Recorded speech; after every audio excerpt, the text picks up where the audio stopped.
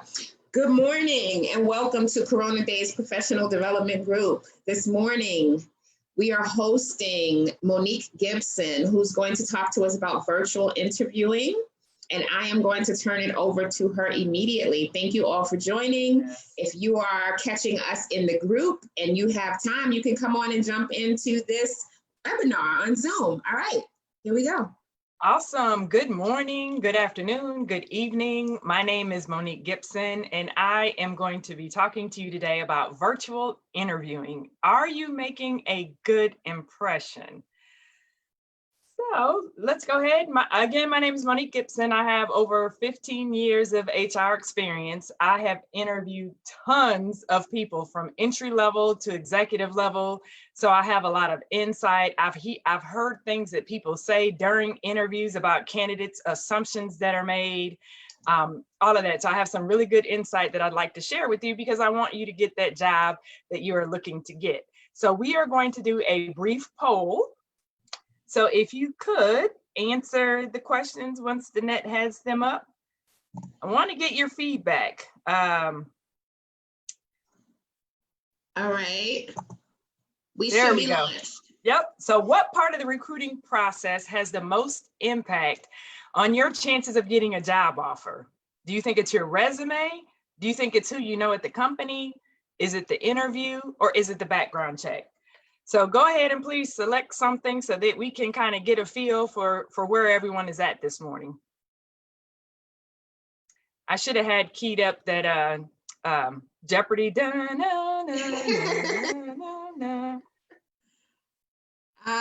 We are waiting for one more person is out there that has not voted, but okay, we'll give them a couple more seconds and okay, we'll go with what we have.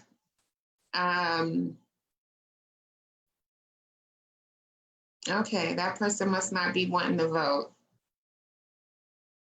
So I'm going to end it as soon as we get to the 1 minute mark, which is now. Okay, there we go. All right, so I'm going to go ahead and share the results. All right. Let's see. See that? Okay, knowing someone who works at the company, 43%, 57% the interview. It's the interview. It's the interview, guys. The resume helps you to get the interview. Your background check is after they want to make the offer. Knowing someone who works at the company, that's great. That helps maybe get you the interview, but the interview is what makes or breaks you. So the interview is really their opportunity to see whether or not you'll fit into their culture. So you want to make sure that you're likable, that you come across a good fit for them. So what are you saying with your body language during the interview? Do you know? Are you aware? Do you think it matters? I'm here to tell you it matters a lot. So what is body language? There's an entire study about nonverbal body language called kinetics or something like that. But there's a whole study around it. It's about the things that you don't say and the assumptions that are made. So Psychology Today, I love this. It says body language is a silent orchestra as people constantly give clues to what they're thinking and feeling. Nonverbal messages, including body movements, facial expressions, vocal tone, volume, and other signals are collectively known as body language. So I thought the numbers were staggering. So your body language accounts for 55% of what people think you're saying. Your tone of voice, 38%. Your actual words, 7%. So think about it. If I say, oh, I'm really happy, I'm really excited. What assumption did you just make about me? Did you really think I was really happy, I was really excited? No, you took cues from my posture, my eyes, my tone, my face, right? So keep that in mind. Now more so than ever, how you come across on video can make or break you. So what are assumptions that people can make from you just from a video? Look at all of these words: that you're a team player, you're unprofessional, you're lazy, you're giving, you're a leader, You're a brown noser. You're arrogant. I mean, there's a ton of words. You're fake. You're untrustworthy. You're tidy. You're quiet. You're enthusiastic. You're a gossiper, a self-starter. You're militant. So all of these words and more are things that people can assume about you from that nonverbal body language. So make sure that you are very, very conscious of how you're coming across, because it does matter. Again, it can make or break you. So this is the tough part, right? We'll get to the nonverbal body language and some other tips that I have for you, but those interview questions, how do you answer those interview questions? So let's talk through that really quick. You want to make sure that your answers are thorough. So here, the situation. So when people say, tell me about a time when you led a project, you need to have pre-prepared answers. Think through everything, every accomplishment that you've ever done. What was the situation? What was it that they were asking you to do? I was tasked to come up with a new process for onboarding new hires. So that's the situation. You give a brief explanation of the situation. And then what did you do? It's great to be on a team, but they want to hear, what did you do? So if you just keep saying, oh, well, the team did this and then the team, make sure you say what you did as part of that team. So it's okay to say I was part of the recruiting team, but as part of that team, I did X, Y, Z. And then this is the most important part. Do not miss this. What were the results? What impact did it have on the company? Did it save the company money? Did it save time?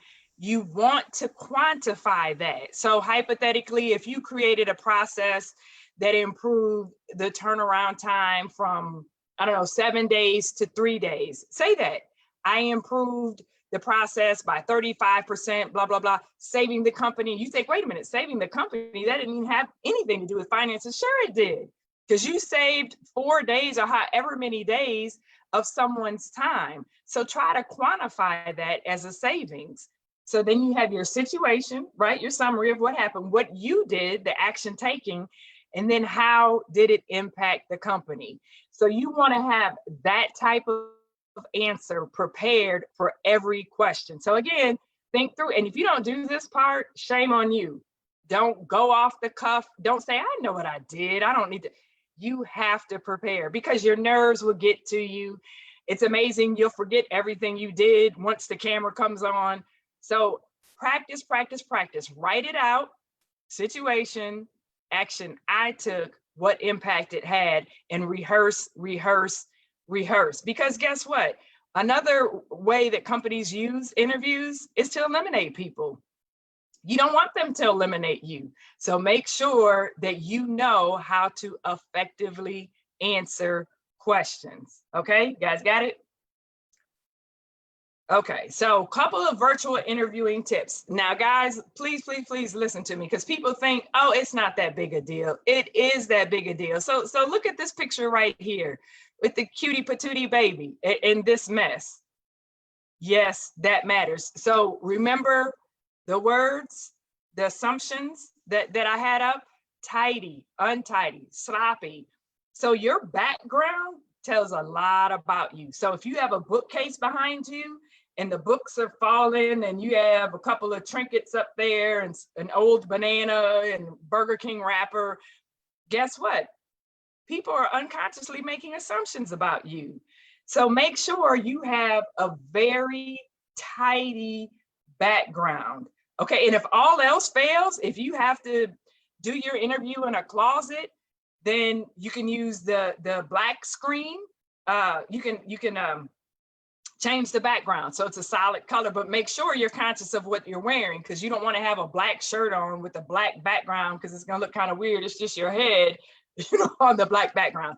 So I can't emphasize that enough. If you have pictures, posters, anything, you don't want to have like a picture of you at your graduation with a blunt in your mouth. Like, be very, very conscious of what people can see in your background and make sure it's neat and tidy. Okay, this one, you know, I don't know if you guys have heard the saying, common sense isn't so common anymore. Guys, you have to be presentable. Don't wear a wrinkled shirt. Don't wear a t-shirt with you know, sleeveless t-shirt, or make sure you are dressed professionally. I don't care if it's a job as a cashier. I don't care if it's a job as a CEO. Always dress professionally, at least from the waist up. I don't know if you guys have heard the horror stories about people who stood up during the interview and then, you know, they have on their underclothes or something. So maybe make sure you put something on the bottom, but wear a professional top. I love this picture of the beautiful woman. And I mean, it's a beautiful artistic, I absolutely love it. Not for an interview though. You hear me, guys? Not for an interview. That's not the time to show people how creative you can get with your pink, green, orange, and yellow eyeshadow. And then, you know, the flowers in your hair, and then the 18 piercings. Don't get mad at me. I'm trying to help you guys. You should be able to be whoever you want to be. But this is just one little test to help you get that job. So it's okay to have piercings, tattoos, all of that good stuff, but just make sure you want to be a little more modest during the interview. You don't know who's interviewing you. They may be recording it. They may be showing it to people who may be a little bit, you know, more conservative. So always err on the side of conservative, just for the interview. Once you get the job, hey, if you want to wear pink, green, purple. I used to work with a young lady that would have every color in the rainbow in her eyes, and it was beautiful. And she was awesome, so it wasn't a problem after she got the job. But just be very, very conscious about that. You don't want anything to be distracting, so they're looking like, what is that she has in her hair, or how many earrings does she have? Just be very, very, very conscious of that. Okay, this next one is a pet peeve of mine. Do not eat during an interview. I've seen people, you know, they're eating cereal, or they try to go off camera and eat, or, you know, they're drinking coffee. Look, the interview is not for you and the interviewer to see if you want to be friends. Don't assume that level of comfort. Drink your coffee before the interview, drink your water before the interview, eat your chicken leg before the interview. Do not eat during the interview. It assumes a level of comfort that is very off-putting for people. So let's start with our tips. So prior to the interview, find a quiet location. I know during COVID, it's tough. Everybody's at home. You know, the dog is happy you're home. Wherever you need to go for the interview, find that place. I've seen people in closets, and I get it. But please, please, please make sure that the dog isn't barking for the entire interview. There was one situation where, blessedness, she had a baby crying, and the baby was crying for probably 10 minutes of the interview. So not judgment on the fact that someone has a baby, but it is distracting when you can't hardly hear the candidate because the baby is screaming in the background. So be very, very purposeful where you have the interview. If you have, I've seen people in their cars and they say, hey, you know, I had to come to my car because entire family is home for the, you know, during COVID. So I needed to find, that's fine. If you have to go to the car, that's fine. Again, have an organized background, have something that looks nice, be conscious of pictures, posters, book titles. I don't think I said that previously. Be very conscious of that type thing because people are looking, they're trying to see like, oh, what kind of house do you live in? And are you a neat person? Or what are you working on over there on your desk? So test it out. When you turn Zoom on, turn the video on, and then look at it, record it and go, oh, crud, I didn't know they could see that picture of me, you know, in my bikini on the beach. Yeah, probably not something you want to have in the background. Again, dress professionally. Guys, be prepared. Don't wait until the interview and wonder like, oh, shoot, how do I make the audio work? Or my lighting? Nothing worse than an interview where I can't see you because the lighting is so bad. Test it. Get a little, I have all kind of little lamps and things right here. If you're in a dark environment, get like just a little lamp. You don't have to get anything expensive, just a little lamp, because you want them to be able to see you. Not, it's so dark, I can't make out your facial features. I can't see if, you know, I don't know, I can't see you. Couldn't make you out in a lineup. So test all that stuff prior to the interview. Nothing worse than the interviewer having to wait for you to figure out, you know, how to mute yourself, how to unmute yourself. So be very conscious of that. Rehearse your answers. Listen to me, rehearse your, do not go off the cuff, guys. I've been in the workforce for quite a while. I still rehearse my answers because I don't remember everything that I've done. And I want to be able to come off very clear, concise, and confident. If I'm going like this, yeah, there was something that I did at that. Okay, so make sure you rehearse.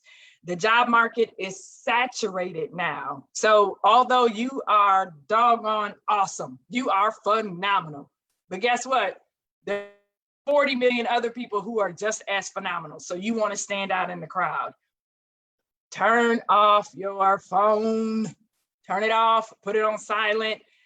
You don't want to be on an interview and the next door neighbor calls and you're going, can you hold on a minute? No, absolutely not.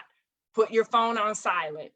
If you have your email up, put your notifications on silent. You don't want it going ding, ding, like you're in it, you're giving a really good answer and you hear ding, and the interviewer goes, what? I missed that last part because your notice popped up that you got a new email. Turn them off. So during the interview, okay, so we've got done what we want to do prior to the interview. During the interview, don't eat or drink, okay? We went over that. Don't eat or drink. I don't care if it's, I just need to take a, no. Do not eat or drink. This is an interview. You are not friends with the interviewer. Even if you are friends with the interviewer, there are other people who may see your video, so you don't want to assume that level of comfort. This is something that I struggle with, but you have to work on it. Practice. So, okay, so now I'm here, I'm looking at Danette because I can see her picture. I'm not looking at the camera, so it looks like I'm not giving eye contact. So now I'm looking at the camera and it looks like I'm giving Danette eye contact, but I'm really not, I'm just looking at the camera. And it's hard because you want to look at the person as they're talking, but you have to continue to work on it. Look at the camera because now it looks like I'm giving everyone eye contact, right? Rather than looking down at the video as someone else talks. So be very conscious of that. And it's practice, guys, practice. You can pull up Zoom, like I said, and record yourself. Try it. Hi, my name is Monique Gibson and I'm very happy to be here, blah, blah, blah, blah. Looking at the camera. It's okay to look down every now and then, but make sure when you're in, you look back up. Sit up straight, guys. Sit up straight. Don't do any of this. Don't get comfortable. Don't get comfortable with your interviewer. And guys, don't do this. What does that say to you? That I'm bored, I'm not interested. Don't do that. Don't do that. Lean into the camera. Lean in, lean up, sit up. Don't do this. No. That says more about you than anything that could come out of your mouth. So engaged, I'm looking at the camera, I'm sitting up, I'm smiling. Be mindful of your tone. Nothing worse than me going, huh? I'm sorry, I can't hear you. Can you speak up a little bit? Or you're muffled. Or that makes it very difficult for the interviewer. Speak up, speak clearly. Now you don't want to use your outdoor voice. Yeah, so when I was no, you don't want to do that. You don't want to do that. But you want to make sure that you are coming across so that people can hear you and can understand what you're saying. Another part of tone is be careful not to come off too kind of direct. Yes, my name is Monique Gibson and I am kind of military. So I am ex-military, so I've been guilty of that. Don't intend to come off militant, but just be very conscious. Just, we're not interviewing to get into boot camp here. We're interviewing to let people know your skills. Assume maybe just a little bit softer tone, not so much this, my name is Monique. No, we don't want to do that. Just a nice, softer, professional, engaging tone. So that you can hear me. I want you to hear my answers. I want you to see that I'm confident, but I'm also likable. Because remember, what did I say about likability? Woo! You have to be likable. It doesn't matter if you have 18 PhDs and you help build the stealth bomber or whatever. If people go, something about her, man, she's a little too tightly wound. She's not gonna be a good fit on this team. She won't be a good team player. She's not gonna want to chat with us. And something else too is take cues from the interviewer. Don't get so nervous that you just talk. You don't stop talking. Take cues from the interviewer. Let the interviewer talk. If the interviewer wants to talk your whole interview, guess what? You just sit there and go, oh, interesting. Good to know that. Good to know that. Okay. Be very conscious. And when it's on camera, it's a little harder, but take cues. Don't go on and on and on and on and on.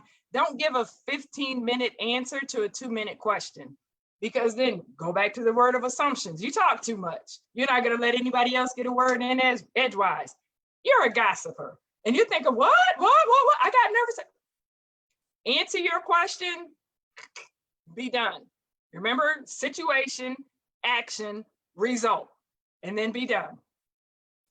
This last one, guys, you have to smile, because remember, it's about likability. If I do the whole interview like this and I just answer my questions and I'm just, you're thinking, oh gosh, that person's not very friendly. Don't overdo it. Don't overdo it and just smile the whole time and look creepy, but smile, show people that you're engaging. And guys, time out. I know that some people are very introverted and they're nervous and they hate being on camera, but I can't tell you anything other than to say you have to practice to get by that. I have a relative who's extremely introverted, grew up with him, so I understand what that means, but you don't want that to stop you from getting the interview. Because remember, you're awesome. You're awesome. You're awesome. You're awesome. So even if it means you have to take on, like you're in a play. Oh, hey, like you're someone else, your alter ego. Then you need to take that on, because that's the only clue that I'm getting to who you are. If you're just, I'm happy, looking for a job. Nah, that's boring. Smile, be engaging. Don't talk too much, but answer the questions. Rehearse, present a professional, present someone they go, yeah, I liked her. She would be a great fit on the team. She's friendly, she's likable, she's smart. She told me what she could do for our company. And be conscious too about talking about what you want.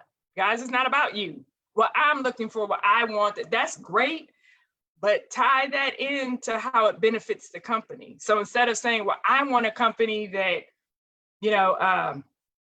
is going to treat me fairly and has a great culture. How about saying, I am a change agent and I'm looking forward to being part of a company where we can continue to grow a great culture. You see the shift there, the little shift? It wasn't about me and what I want. I kind of tied in what I wanted into how it could benefit the company. Because remember, they don't care what you want. They want to know what you can do for their company. So keep that in mind. It's not about you. And remember, I told you like the market is saturated right now. So the competition is stiff. So keep that in mind. I think that is all that I have. If you guys have any questions you want to throw into the chat that I can answer for you, that would be great. Because I got 5 minutes. So if you guys have questions, go ahead and throw them into the chat. I don't know if I can see them or not. Can you hear me, Monique? Yes, ma'am. Okay, I have a question from Tamal. Okay. And it says, I may be ahead during this. Okay, wait. When should you ask to work from home? 3 days out of the 5 due to home location. For example, if I live an hour away and it takes me 2 hours to get home because of traffic. I had my last interview, and maybe in this situation, should I ask once I have an offer? So that's a very good question. What was the gentleman's name? Tamar or Tamal? Tamal. Tamal, that is a great question. That is a question that turns a lot of employers off. But the good news is COVID has really changed the work environment now. You want them to fall in love with you first. You hear me? Like, let them fall in love with you first, and then say, are there opportunities for flexible? Silly as it sounds, when people say work from home, I think that triggers something in an employer's mind to go, oh, they want to be at home watching soaps all day instead of working. I like work remotely. Are there opportunities for flexible work arrangements? And then, Tamal, you need to make sure that if they're not, is that going to make it or break it for you?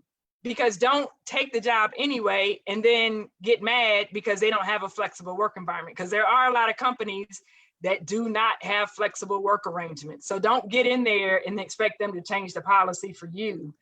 Just if they tell you like, no, we're a company, we really don't have, flexible work arrangements. Take them for their word. Don't think you can get in there and change them and they're just going to love you so much that they're going to change the whole culture for you. They're not. So that is a very good question. If that makes it or breaks it for you and they've already offered you the job, go ahead and ask. And then say, hey, yeah, that's not going to work for me. I really, really, really am interested in this position, but the commute for me, I could get and then remember, what can you do for the company?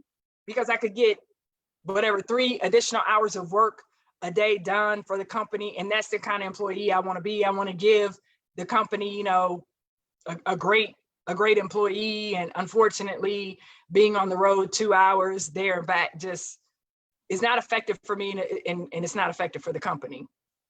And then, like I said, be prepared for them to go, yeah, okay. Yeah, no, not going to work. All right, I have a couple more. So okay. One is from Wendy Lynn, and she says, what if they ask you what kind of salary you want? So what if the interviewer asks you what kind of salary you want? Okay, and it was Winnie? That's from Winnie. Winnie, okay. So remember I talked about being prepared. Know your worth, guys. Know your worth. Do your research. Salary.com. Know what you're worth in your job market, in your location. So you can go on salary.com, say you're an administrative assistant with 3 years of experience. You can pull that in Denver, Colorado. You can pull up that data on salary.com and it'll give you a minimum, a mid, and a max. So the mid might be, I don't know, let's say 50,000. You want to give them a range because you don't want to sell yourself. You don't want to oversell yourself. So if the mid is 50, I would say, based on the data, for salaries of someone with my experience, the range is, 48 to, 57. And so, I would like to be within that range. What is the job paying? And it's okay to ask that. If they ask you first, then you answer and say, you're interested in the range, and then ask them, so this is the thing that people don't understand. And people take it personal. Don't ever take any of this stuff personal, guys. None of it is personal. If you're looking for 85 and the job only pays 50, guess what? I am not going to hire you because I can't afford you. And that's okay. That is not the job for you. People aren't going to hire folks that are overqualified because they know you're going to leave as soon as you get a job paying you what you're looking for. So be very, very careful with that salary question, because you don't want to undersell yourself. And luckily, there's some legislation on that to where hopefully employers won't be able to ask people, so what kind of salary are you looking for? Because that has led to so much pay disparity and whatnot. It's unfortunate. So hopefully we'll see some changes in that area. Okay, so this is from me. I want to throw it out there because I know someone doesn't want to ask it. should I ask about the salary during the interview? Should I, as the interviewee, ask about the salary during the interview? That's a good question. So I think if at the end of the first interview, it doesn't come up, I would say, so what are the next steps? When can I expect to hear from someone? I'd be surprised because usually they want to know, where you're at and whether it meets where they're at. But if they don't ask and you're really, really interested in the job by the end of the first interview, I wouldn't ask yet. I would wait and say, so what are the next steps? When can I expect to hear from you? Oh, well, within a week. Okay, so do I follow up with you, in 4 or 5 days, blah, blah, blah. Guys, don't be shy. Now's not the time to be shy. And I get it. A lot of people just aren't as assertive. Now's the time to be assertive. So when can I hear from you? Oh, well, we're thinking. And then, oh, okay, great. So I'll reach out in 3 days to you or you. Who do I reach out to? Get names, email addresses, and follow up. You want them to remember you, because if they just interviewed 20 people that day, they might not even remember you. So if it doesn't come up the first interview, then the second interview, it has to come up. I mean, because they're not going to make an offer to you without knowing what you're looking for. I personally wouldn't bring it up unless I was in the situation where I had another offer and I needed to know whether this offer would beat my first offer. Then I would ask, because then if they go, oh my God, like she asked about salary already, we didn't even get to that part yet. No harm, no foul, because you can say, look, I've got another offer on the table and I have to let them know by tomorrow. So, what is the salary range for this position? And don't bluff either. I've seen people been burned. Don't guys, don't do it. Don't bluff and say you have another job offer on the table and you don't. Yeah. If you do, great. That's okay to say that, but don't use that as a way to try to get more money, because I've seen it blow up in people's faces too many times. All right, we have one from Yoselin, and she says, what is the best way to ask for feedback and whether or not the interviewer has enough information to recommend you to the next step? It's pushy to ask for a date and time for the next step. Yoselin, I know, guys, I know we don't like to be aggressive, but remember what I said, like, you have to stand out from the pack. You have to follow up. It doesn't matter if you were fantabulous, but then between my time with you and you being fantabulous, I've talked to 17 other people. That doesn't mean anything that you're not still fantabulous, but you want me to remember that you're fantabulous, right? So follow up. Hey, when can I hear from you again? And I mean, I'm not saying you better give me a date. But if they kind of say, oh, well, 2 weeks, and okay, great. So, is it okay if I follow up with someone in the next 3 to 5 days? I mean, get that answer, get that. And it's going to make them feel kind of uncomfortable. Like, oh, okay. But they'll remember you, because you'll be that one that'll send the email and says, hey, I interviewed on Friday, really interested in the position. I feel like I can do this for the company. Looking forward to hearing from you. Nothing wrong with that at all. Did I answer her question? Because I kind of got off. So I have 2 more. Well, one is a comment, and it's from Tamal. And Tamal says, 9 times out of 10, I ask during our hour call, do you feel I can add value to the company and move forward? So that's the way that he brings that up, is saying, do you think I can add value to the company and move forward? Thank you for that reminder. So that was part of the previous question. Just so something that I always advise is at the end of the interview, say, I hope I've thoroughly questioned that you have. Is there anything outstanding that you feel that you didn't get fully answered, or anything that you're concerned about that I could perhaps provide more information for you? That is fair game. Because maybe they were thinking like, she didn't really tell me what she did on that last project, so I'm not clear if it was her or was she just really on a good team. And you want them to go, well, yeah, now that you mentioned it, can you tell me, like, what did you do on that project? And then you can more thoroughly answer the question. Thank you, Monique. So I have one more question. I think this is our last question. Guys, if you have anything, you have to send it now because Monique has to go. So this one is from Nancy. And I'm going to let you answer, and then I have a follow-up on this one, Monique. It says, okay. What are your thoughts on sending a thank you note at the end of the interview? I know a lot of people will hate me for this. I think, so my mother is very much handwritten notes. And if I'm not going to hire you, sending me a handwritten note isn't really going to change anything. I do think an email is, and I know my mom, I'm gonna tell her to close her ears. To me, an email this day and age is more effective than a handwritten note. Now that's just me, because when you send me an email and personalize it, don't just send it to 18 people and go, hey, really enjoyed it. Hey, Miss Gibson, enjoyed interviewing with you today. It was interesting to hear about your time in the military. I really liked what I heard about the company, and I feel like my experience in XYZ can help move this position forward. I look forward to hear. That will get my attention. Like, because first of all, what? You heard me. Like, you were a listener. You were an active listener. You told me about myself. Now I'm flattered because you heard me talk about my time in the military. And you reminded me, what can you do for the company? Not only that, but then guess what? When I hear somebody else say, me and that candidate, tomorrow he sent an email. Like, oh man, he sent me one too. Did he send you the same one? Nope, mine was personalized. Like, wow, he took the time to do that. And then now we can talk about, whereas if it's a handwritten note and you just say, hey, thanks for the interview. For me, again, other people are more, oh, make sure you use gold paper clips and put it in a green envelope. And email is more impactful for me, and making it personal.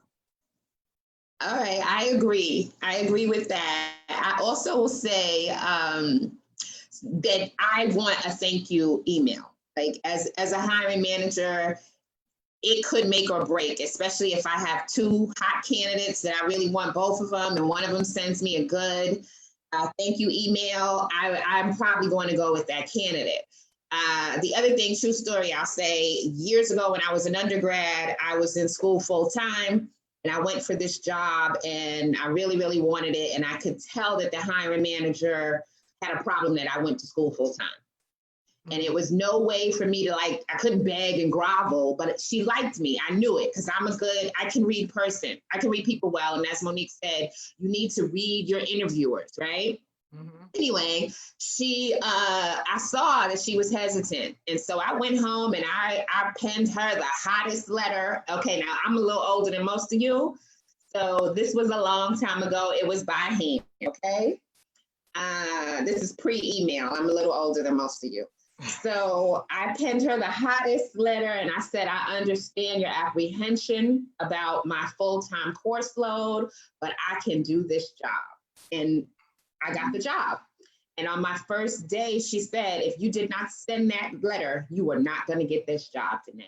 And from there, I always send thank you letters. So now I send them through email, and I would advise all candidates to send thank you email and to personalize them. Remember to say something about the interview experience, reiterate your interest in the position, and just don't not send them. Because I had like really great candidates that didn't send them, and I thought, oh, they don't want this job.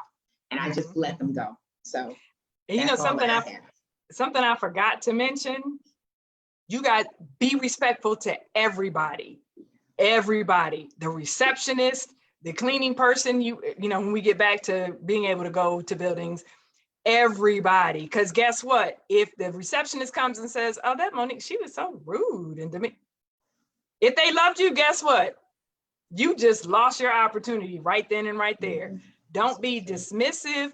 Sometimes the recruiter or the HR manager can make or break your candidacy. If you make a connection with that person, now you've got that person, they're your little champion behind the scenes. Like, oh, I really liked Jeanette. It was something about, and then the hiring manager is going to go, Really? Did you see something about, oh yeah, I really liked her. I thought she'd be a great fit. Guess what? The hiring manager's gonna go, ooh, my recruiter, my HR person is saying, Danette's, maybe they saw something I didn't. Well, okay, maybe I should go with Danette. So you wanna make sure that you establish a relationship with everyone you talk to and that you're nice and friendly to everyone. Everyone, even if you get frustrated, upset, they didn't return your call, they don't owe you anything. Don't start off that email like, I've called 15 times and I haven't got, because guess what? If your resume wasn't already in the trash, it just made its way into the trash after you send an email like that. So make sure that you are very respectful and likable. Well, thank you, Monique. I don't have any more questions. I'm just so appreciative that you came and you talked with us today. For everyone who has joined us today, thank you for joining in. If you are not a member of Corona Daze Professional Development Group, what are you waiting for? You can join us. We have so many other panelists coming, and maybe Monique will come back again with another topic. So please stay tuned, and thank you again for joining us. Have an excellent day. Bye-bye. Thank you. Bye-bye.